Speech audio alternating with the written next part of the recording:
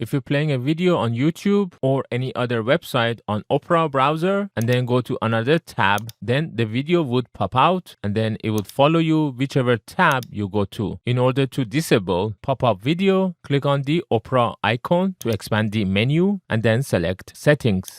On the left side, we got many options. Simply select video. And then under video pop out, we need to go to configure automatic pop-up of videos. So select it, and under the default behavior, you could see sites can enter picture in picture automatically by default. Here, simply change it to don't allow sites to enter picture in picture automatically. Also under allowed to enter picture in picture automatically, if you see a website such as YouTube, click on the three dots in front of it and then click on remove to delete it. Click on the back arrow to come out of the automatic picture in picture. And now if I go back to the first video, which is still playing, and then go to the other tabs on Opera, you can see the video is not popping up anymore. If this video helps you to get rid of the pop-up, please don't forget to like and subscribe to support my channel. And if you still have any questions, please let me know in the comments below.